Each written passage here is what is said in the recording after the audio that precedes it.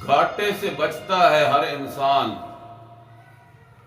نقصان اور خسارے سے بچنے کی کوشش کرتا ہے ہر ذی روح، لیکن حقیقت میں نقصان سے بچنے کی راہ اگر ہے تو وہ صرف ایک راہ ہے جو عرش کے مالک نے تجویز کی اور فرش پہ جناب محمد الرسول اللہ صلی اللہ علیہ وسلم نے چل کے دکھا دیا۔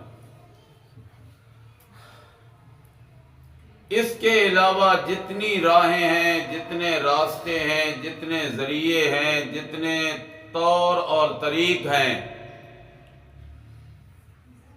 اس میں کسی نہ کسی کی اختراع شامل ہے، کسی نہ کسی کی اپنی دل کی خواہش تمنا اور مرضی شامل ہے، لیکن جس راہ کا میں حوالہ دینے لگا ہوں اس راہ میں انسان کی چاہت قربان ہو جاتی ہے سچے رب کی چاہت پہ، اور جب میری چاہت، آپ کی چاہت رب کی چاہت پہ قربان ہونے لگ جائے تو پھر عرش والا کہتا ہے یہ آنکھ بند ہونے کی دیر ہے، وہ مقام تجھے نظر آ جائے گا جس مقام پہ ساری چاہتیں تیری ہوں گی اور فیصلے میرے ہوں گے، لیکن شرط یہ ہے کہ اس آنکھ کے بند ہونے سے پہلے میں اپنی چاہت کو، آپ اپنی مرضی کو، ہم اپنی دنیا والی اس زندگی کی ساری لجاجتوں کو حوالے کر دیں سچے رب کے کہ ربا میری بھلا کیا مرضی، آسمان تو نے بنایا، زمین کا فرش تو نے سجایا، درختوں کو بلندیاں تو نے عطا کی، پہاڑوں کو سختیاں تو نے عطا کی، دریاؤں کو بہاؤ تو نے دیا، پھلوں میں ذائقے اور پھولوں میں مہک اللہ تو نے رکھی ہے، پھر میری چاہت کیا ہوتی ہے، میری مرضی کیا ہوتی ہے؟ میری مرضی وہی ہے جو اللہ تیری مرضی۔ کہو سبحان اللہ، دل سے کہو سبحان اللہ۔ بس یہ چند منٹ ہیں، ان چند منٹوں کو انشاءاللہ ہم نے قیمتی بنانا ہے اور اس درجے پہ لے کے جانا ہے کہ جب دنیا سے جانے کا وقت آئے تو درمیان کے پردے رب ہٹا کے جنت کے نظارے کرا کے اعلان کر کے کہہ دے وَلَكُمْ فِيهَا سبحان ما تشتہی انفسکم۔ او دنیا میں وقت گزارنے والے انسان، اپنے آپ کو مولوی کہلاتا رہا تب، چودھری کہلواتا رہا تب، خواجہ راجہ اپنے آپ کو منواتا رہا تب، کسی اونچی پوسٹ اور عہدے پہ زندگی گزارتا رہا تب، لیکن ایک بات کا تو نے تہیا کر رکھا تھا، اللہ میری زندگی میں دکھ آئے، سکھ آئے، راحت آئے، رنج آئے، دنیا کی زندگی میں جیسے کیسے بھی میرا گزران ہو جائے، لیکن اللہ ایک بات کا میں نے تہیا کر رکھا تھا کہ تو ناراض نہ ہونے پائے۔ بے شک، میں تجارت کروں تو تیری مرضی کی، عبادت کروں تو تیری مرضی کی، ریاضت کروں تو تیری مرضی کی، رشتے ناطے کروں تو تیری مرضی کے، کھانا پینا کروں تو تیری مرضی کا، رات کا سونا اور دن کا جاگنا کروں تو تیری مرضی کا، میرا سفر بھی تیری مرضی کا، میرا حضر بھی تیری مرضی کا۔ جب میں نے یہ تہیا کر لیا تو جب دنیا سے جانے کا وقت آتا ہے، عرش والا درمیان والے پردے ہٹا کے جنت کا نظارہ کرا کے کہتا ہے لَكُمْ سبحان اللہ، سبحان اللہ۔ کہو نظر لکم، لکم قرآن کا جملہ ہے۔ لام ہے، کاف ہے، میم ہے، حرف 3 ہے۔ میرے محبوب پیغمبر نے سچی زبان سے، سچی زبان سے، اعلیٰ زبان سے، عرفہ زبان سے، ازکا زبان سے، اطہر زبان سے، اشرف زبان سے، ساری کائنات کی زبانوں سے، بلند و بالا زبان سے، میری زبان پہ جھوٹ آ سکتا ہے، آپ کی زبان پہ آ سکتا ہے، مگر میرا محمد وہ ہے کہ جس کی زبان پہ بھول کے بھی جھوٹ نہیں، اونچا کہو نہیں، اللہ کریم فرماتے ہیں اے میرے محبوب پیغمبر، بندے میرے ہیں، امتی تیرے ہیں، اپنی امتیوں کو، میرے بندوں کو میری طرف سے یہ خبرنامہ دے دیجئے۔ اللہ کیا اطلاع دینی ہے؟ محبوب کائنات فرماتے ہیں میرے عرش کا مالک میرا رب کہتا ہے، قرآن کا نازل کرنے والا رب کہتا ہے، عرش سے اس نعمت کو بھیجنے والا کہتا ہے، ساری کائنات کی نعمتیں جس کے مقابلے میں ہیچ، کہو بے شک، بے شک ہے کوئی شک؟ نہیں، کوئی شک نہیں۔ ساری کائنات کے خزانے اس خزانے کے مقابلے میں ہیچ، وہی خزانہ جو مصلح پہ میرے دو عزیز باری باری پڑھ کے آپ کو سنا رہے تھے۔ پہلی رات سے آغاز کیا، بسم اللہ کی با سے آغاز کیا، اور والناس کی سین پہ جا کے اختتام کیا، اور اپنے اس مصلح کا حق ادا کرتے ہوئے تمہیں یہ ایک پیغام دے دیا کہ یہ با ابتدا والی اور سین انتہا والی جب آپس میں مل جائیں تو بنتی ہے بس۔ کیا بنتی ہے؟ بس۔ BUS بس نا؟ ہاں۔ معنی کیا ہے اس بس کا؟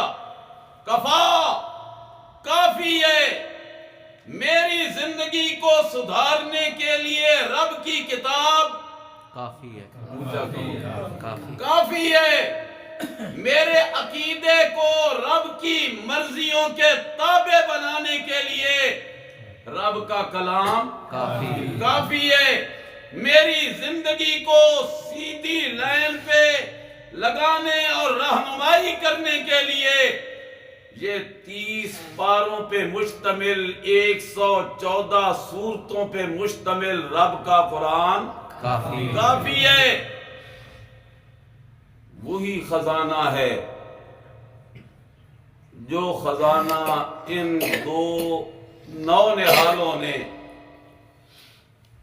اپنے سینے کے حوالے کیا، رب نے انہیں اتنا مبارک کر دیا، اتنا عظیم کر دیا کہ بوڑھے بوڑھے سفید ریش بابے پیچھے کھڑے ہیں اور قرآن والا آگے کھڑا ہے۔ سبحان یہ کمال کس کا ہے؟ اللہ کا۔ محبوب کائنات صلی اللہ علیہ وسلم نے فرمایا من قرأ حرفا من القرآن فَلَهُ عَشْرُ حَسَنَاتٍ، جس نے قرآن کا ایک حرف پڑھا اسے 10 نیکیاں۔ سبحان اللہ۔ یہ تو غیر رمضان کی بات ہے، اور رمضان میں تو ایک نیکی 70 گنا بڑھی ہوئی ہے۔ حرف قرآن کا ایک پڑھا، 700 نیکیوں سے دامن بھر لیا۔ پھر کتنے خوش نصیب ہیں یہ دونوں حافظ جنہوں نے ایک حرف پڑھا یا بے بہا پڑھا؟ بے بہا پڑھا۔ اسی لیے رسول رحمت صلی اللہ علیہ وسلم نے فرمایا جب قرآن کریم کی سورت فاتحہ کے بعد شروع ہونے والی سورت کا آغاز ہوتا ہے نا، تو قرآن پڑھنے والے کی زبان پہ آتا ہے الف لام میم۔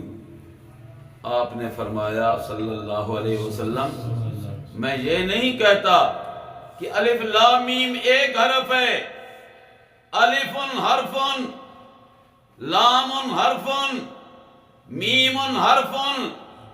الف ایک حرف، لام الگ حرف، میم الگ حرف، کتنے ہو گئے؟ 3 بس میں نے پہلا حرف کہا الف، الف میں کتنے حرف ہیں؟ 3۔ لام پھر 3، میم میم یا میم پھر 3، پھر ان کو پھر علیحدہ علیحدہ کرو۔ الف لام میم کہنے والا اپنے دامن کو پتہ نہیں کتنی نیکیوں سے بھر لیتا ہے۔ اسی قرآن کا میں نے ایک جملہ کہا ہے کہ رب سارے پردے ہٹا کے اس کے سامنے جس نے اپنی چاہتوں کو رب کی چاہتوں کے تابع کر دیا، اللہ میں کچھ نہیں، سب کچھ تو ہی تو ہے، میری دولت کچھ نہیں، سب کچھ تیرا ہی ہے اللہ، میرا یہ مال و متاع کچھ نہیں، سب کچھ تیرا ہی ہے میرے اللہ۔ تو جو اعلان کر کے کہتا ہے للہ خزائن السماوات والارض، آسمانوں کے خزانوں کا مالک بھی اللہ، زمین کے خزانوں کا مالک بھی اللہ۔ دنیا والے اپنی ملکیت کا دعویٰ کرتے ہوئے کہتے ہیں یہ بھی میرا، یہ بھی میرا، یہ بھی میرا، لیکن کچھ دنوں کے بعد، کچھ ہفتوں کے بعد، کچھ مہینوں کے بعد، کچھ سالوں کے بعد جب اس کا جنازہ اٹھ کے نکلنے لگتا ہے تو عرش والا کہتا ہے ہوں دس تیرا کیے، اب بتا تیرا کیا ہے۔ پھر قرآن اعلان کر کے کہتا ہے للہ میراث السماوات والارض۔ میراث اسی کو کہتے ہیں نا کہ جانے والا چلا جائے اور پیچھے چھوڑ جائے، پھر اسے میراث کہا جاتا ہے، ورثہ کہا جاتا ہے، اور پھر اس ورثے کو وہ خاندان میں، قبیلے میں، قریبی رشتہ داروں میں جو حقدار ہیں ان میں تقسیم کر دیا جاتا ہے۔ اور جب تقسیم ہو رہی ہوتی ہے تو بیٹا جس نے باپ کا جنازہ اٹھایا تھا وہ جنازہ بھول کے کہتا ہے چلو کوئی بات نہیں، باپ تو گیا مگر میرے لیے تو بہت کچھ چھوڑ گیا۔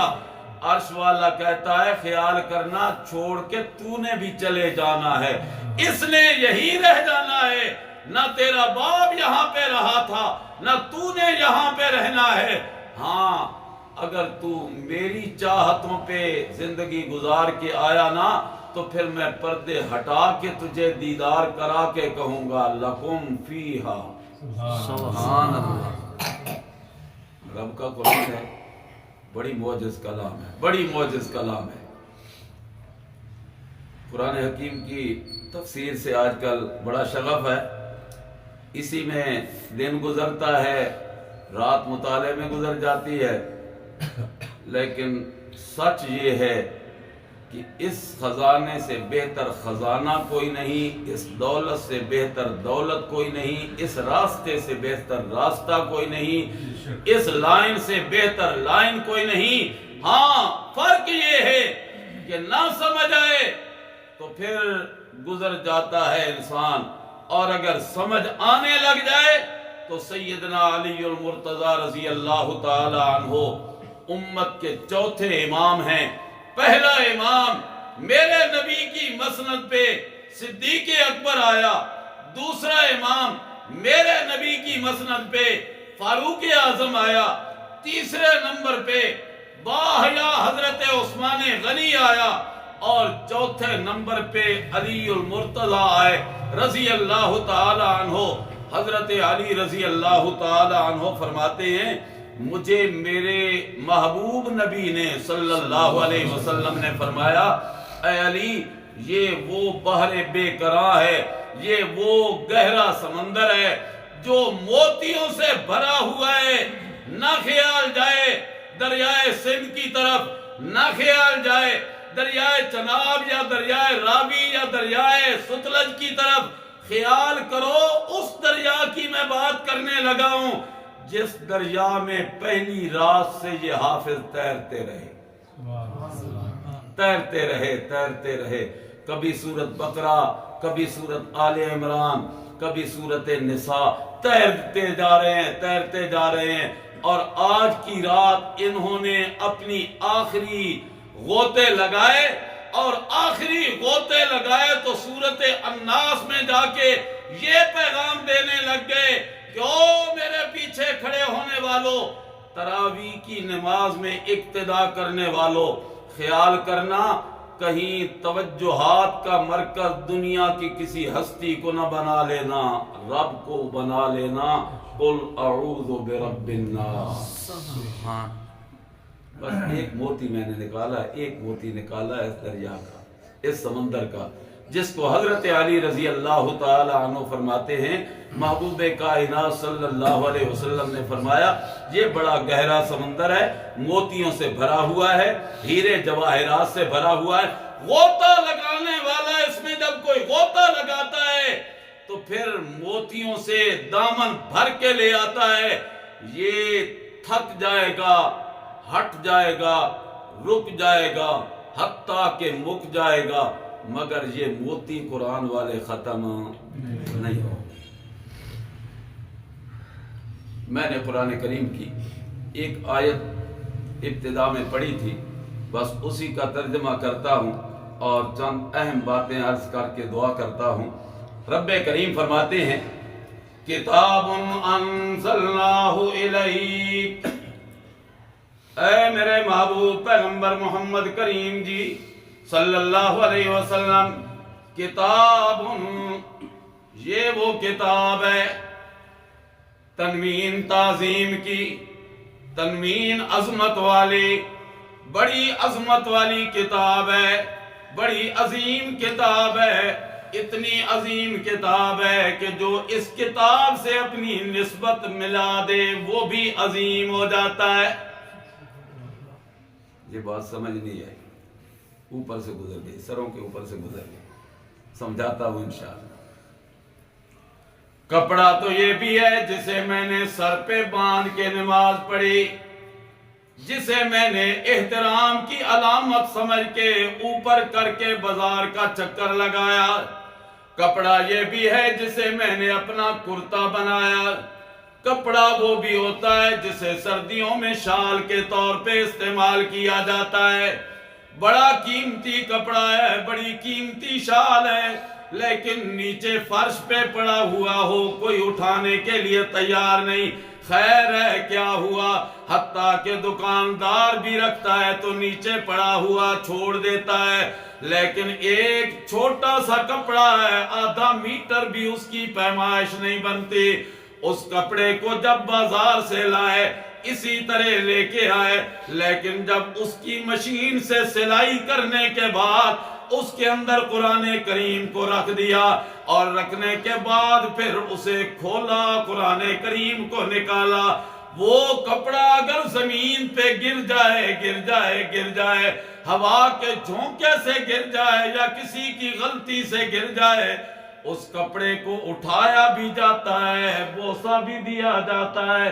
آنکھوں پہ بھی لگایا جاتا ہے، سینے سے بھی چمٹایا جاتا ہے اور احترام کے ساتھ اسے اونچی جگہ پہ رکھ لیا جاتا ہے۔ کوئی یہ پوچھنے والا پوچھے میاں 10,000 کی شال لی، اس کا اتنا احترام نہیں، یہ آدھا میٹر کپڑا کم قیمت، اس کا اتنا احترام کیوں کیا؟ تو جواب ایک ہی ہوتا ہے کہ اس کپڑے نے کچھ وقت قرآن کریم کے ساتھ گزارا۔ سبحان اللہ، قرآن عظیم ہے تو اس قرآن سے لگنے والا کپڑا بھی عظیم، تو پھر جس سینے میں یہ قرآن آ جائے وہ کتنا عظمت والا بڑا میدان ہوگا، حشر کا میدان ہوگا، از آدم تا آخر انسان، انبیاء بھی ہوں گے، اولیاء بھی ہوں گے، صلحاء بھی ہوں گے، اتقیاء بھی ہوں گے، اصفیاء بھی ہوں گے، والدین بھی ہوں گے، اعزاء و اقرباء بھی ہوں گے، اور اللہ اس حافظ قرآن کو جس نے قرآن سے دل لگایا، یہ میرا جملہ ضائع نہ ہونے پائے، جس حافظ نے قرآن سے دل لگایا، دل لگانے کا مطلب کیا ہے؟ صرف طوطے کا رٹا زبان سے نہیں، بلکہ دل کی دنیا کو رات کی تاریکی میں اٹھ اٹھ کے رب کے سامنے عاجز بندہ بن کے التجا کر کے رب سے عرض کرتا ہے، اللہ زبان میری ہے، کلام تیری ہے، میرے اللہ قبول کرنا، کام تیرا ہے، میرے اندر قابلیت کوئی نہیں، قبولیت کا فیصلہ ہو جائے تو میں کک سے لکھ بن جاؤں، بے قیمت سے با قیمت بن جاؤں، کوئی مجھے اپنے پاس بٹھانے کے لیے تیار نہ ہو، مجھے اتنا قیمتی بنا دے کہ مسلح پہ میں کھڑا ہو جاؤں، میرا بابا، میرا دادا، میرا چاچا، میرا ماما میرے پیچھے کھڑے ہو جائے۔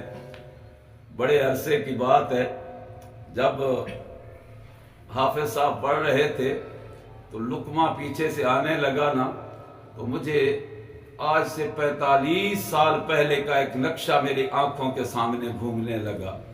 کھاریاں کی بڑی مسجد میں اسی طرح ختم قرآن کی مجلس میں مجھے جانا ہوا، تو حسن اتفاق کہ لقمہ 1-2 دفعہ دینا پڑا جیسے یہاں بھی ہوا۔ پھر میں نے جب وہ گفتگو شروع کی تو گفتگو میں نے ایک بات کہہ دی، میں نے یہ کہا کہ یہ قرآن کا اعجاز ہے کہ یہ کسی کی رعایت نہیں کرتا۔ نہیں سمجھ آئی بات؟ یہ کسی کی رعایت نہیں کرتا۔ آگے بیٹا کھڑا ہے، پیچھے باپ کھڑا ہے، بیٹے نے جو ہی غلطی کی باپ فوراً بول کے کہتا ہے، بیٹا تجھ سے پیار ضرور ہے، محبت ضرور ہے، پیسے ضرور دوں گا، ضرورتیں ضرور تیری پوری کروں گا، مگر قرآن والی غلطی کو میں برداشت نہیں کر سکتا۔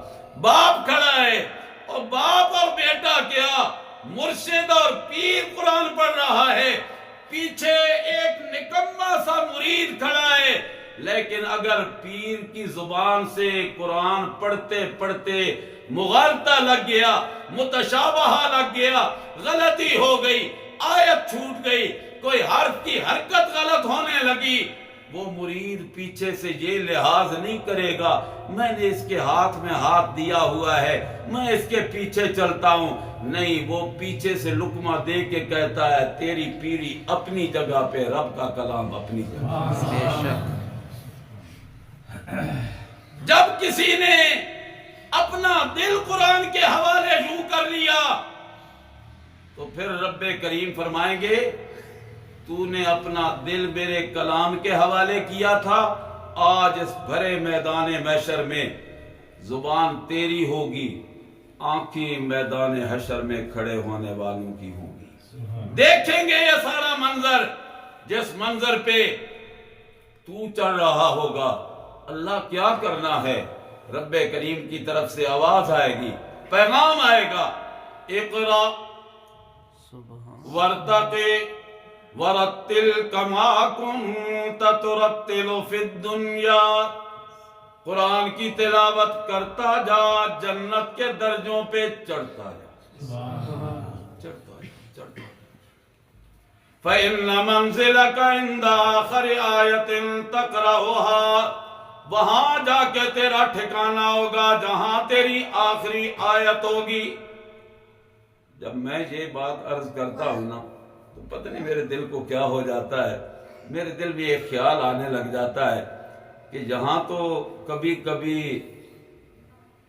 حفاظ جب قرآن پڑھتے ہیں نا اور کسی آیت کو سمجھ کے پڑھ رہے ہوں نا تو پھر ان کا دل کرتا ہے کہ آیت بار بار پڑھتا رہوں، زبان میری حرکت کرتی رہے، مجھے یہ لطف آتا رہے، مجھے یہ مزہ آتا رہے، جو مزہ مجھے قرآن کی اس آیت کے پڑھنے کا۔ تو وہاں اگر ایسے ہو گیا تو پھر میرا وجدان یہ کہتا ہے، میرا ایقان یہ کہتا ہے، اللہ یہ نہیں کہیں گے ہن اگے چل، آگے پڑھ، بھول تو نہیں گیا نا، اور آگے پڑھ اور آگے چڑھ، نہیں، اللہ فرمائیں گے میری منزل تیرے لیے قربان رہے گی، تو ایک آیت کو بار بار پڑھتا جائے گا، پھر بھی میں جنت کے درجوں پہ چڑھاتا ہوں۔ ورتقی ورتل کما کنت ترتل فی الدنیا فإن منزلک عند آخر آیت تقرأها۔ اللہ کریم فرماتے کتاب انزلناہ الیک، یہ وہ عظیم کتاب ہے میرے پیغمبر، انزلناہ، ہم نے اسے اتارا، اور اتارا کدھر؟ الیکا، میرے پیغمبر تیری طرف قرآن کو اتارا، جبریل کے حوالے کر کے تیرے پاس بھیجا میرے پیغمبر۔ تو اگر بدر میں پہنچا تو قرآن بدر میں پہنچ گیا، تو احد میں پہنچا تو یوں نہیں کہ میں کہوں کہ میرے پیغمبر واپس آ مسجد نبی میں تجھے قرآن دینے لگوں، نانا، جدھر میرے پیغمبر تو چلتا گیا قرآن کو میں پیچھے پیچھے بھیجتا۔ انزلناہ الیک، اور نازل کیا کیوں؟ غرض کیا ہے؟ لِتُخْرِجَ النَّاسَ مِنَ الظُّلُمَاتِ إِلَى النُّورِ، تاکہ تو اس قرآن کے ذریعے لوگوں کو اندھیروں سے نکال کر روشنی کی طرف لے آ۔ بس غرض یہ ہے۔ روشنی تو یہ بھی ہے جس میں ہم بیٹھے ہوئے ہیں، اندھیرا وہ بھی ہے جو باہر گلی میں ہے جہاں لائٹ نہیں جل رہی، رات ہو، گپ ہو، اندھیرا ہو، اندھیرا ہی ہوتا ہے، ہاتھ کو ہاتھ سجھائی نہیں دیتا۔ بھلا یہ کون سا اندھیرا ہے جس اندھیرے سے نکالنے کے لیے اللہ نے عرش سے قرآن بھیجا، فرش سے جناب محمد کریم کو اٹھایا صلی اللہ علیہ وسلم، اور جب دونوں کو آپس میں ملایا تو پھر کمال ہو گئی کہ ایسے اندھیرے چھوٹتے گئے، روشنیاں آتی گئی کہ باہر والے اندھیرے کیا، دل کی کال کوٹڑی والے اندھیرے بھی اتنے دور ہو گئے کہ جس کا اندھیرا روشنی میں بدلا وہ کبھی کبھی اتنا روشن ہو گیا، اتنا بلند ہو گیا، اتنا عظیم تر ہو گیا کہ چلنے کے لیے مکے کی گلیوں پہ چل رہا تھا اور جوتیوں کا آوازہ عرش بری پہ سنائی دے رہا۔ لِتُخْرِجَ النَّاسَ مِنَ الظُّلُمَاتِ إِلَى النُّورِ، وہ ظلمت کیا ہے؟ وہ ظلمت ہے کفر، وہ ظلمت ہے شرک، وہ ظلمت ہے بدعت، وہ ظلمت ہے آبائی رسم و رواج، وہ ظلمت ہے رب کی مرضی کے خلاف اپنی مرضی۔ اللہ فرماتے ہیں میرے پیغمبر میں نے قرآن اس لیے اتارا ہے کہ کفر مٹ جائے، اسلام آ جائے، شرک مٹ جائے، توحید آ جائے، بدعت کا خاتمہ ہو جائے، سنت کا نور پھیلنے لگ جائے، مرضی والی زندگی مک جائے اور رب کی چاہت والی زندگی کا آغاز ہو جائے۔ یہ ہے روشنی اور وہ ہے اندھیرا، اللہ چاہتے یہ ہے۔ اور پھر اس اندھیرے کو اجالے میں بدلنے کے لیے میرے رب نے نجمن نجمن کستن کستن تھوڑا تھوڑا کر کے تقریباً 23 سال کے عرصے میں قرآن کریم کو نازل کیا۔ جب پہلی آیت آ رہی تھی تو حکم آ رہا تھا اقرا۔ کیا حکم آیا؟ اقرا، سارے کہو اقرا، اقرا کا معنی پڑھ، اقرا کا معنی پڑھنا۔ پتہ چلتا ہے کہ پڑھنے کے لائق اگر کوئی کتاب ہے تو وہ قرآن ہے۔ بے شک۔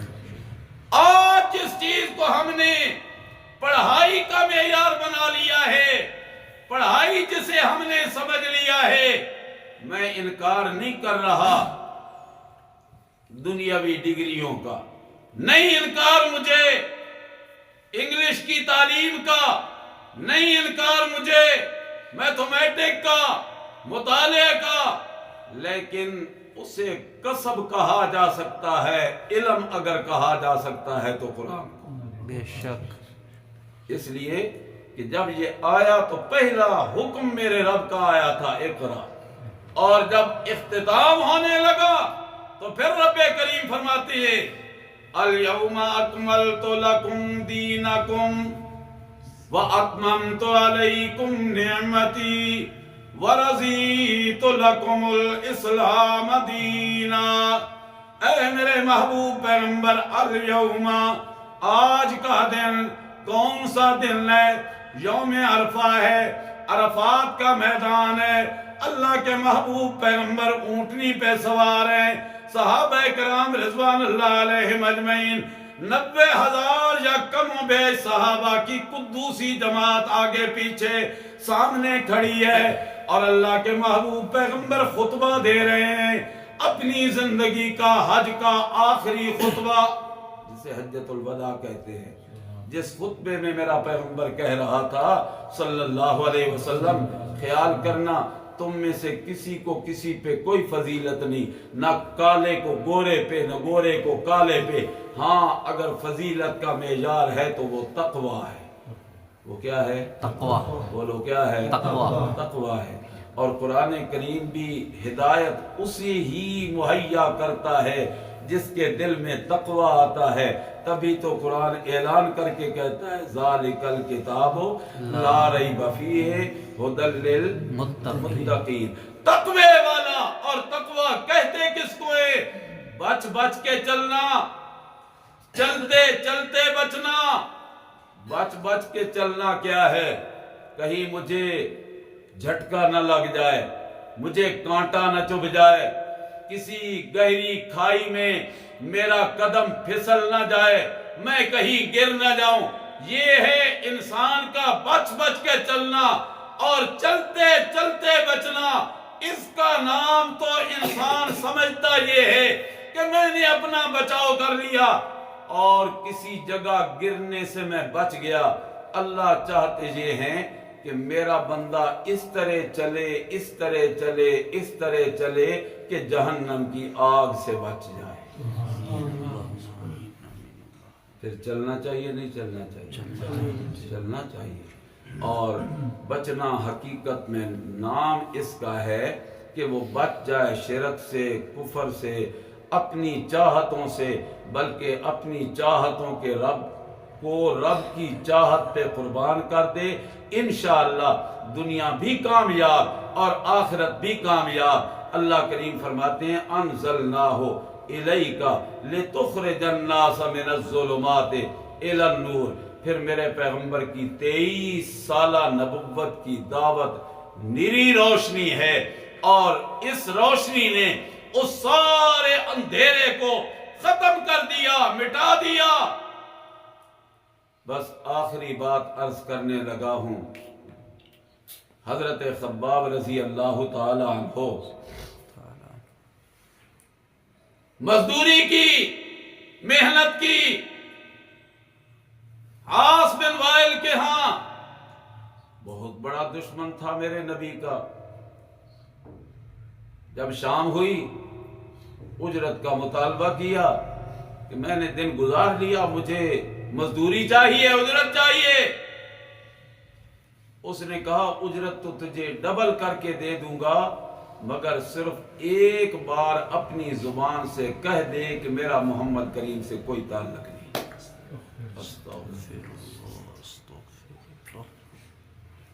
حضرت خباب کہنے لگے تو ایک دفعہ نہیں نا، 100 دفعہ تو مرے، پھر مرنے کے بعد تو جیے، پھر بار بار تیرا یہ مطالبہ ہو، تو مرتا مرتا مرتا رہے گا، مگر میری زبان پہ محمد کا نام کبھی ہٹ نہیں سکتا۔ اس نے کہا اچھا مرنے کے بعد پھر بھی زندہ ہونا ہے؟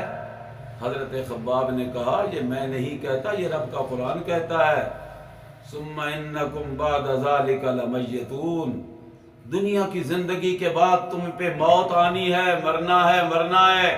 ثم انکم، آگے یوم القیامت تبعثون، پھر دن قیامت کے تمہیں زندہ کر کے اٹھایا جائے گا۔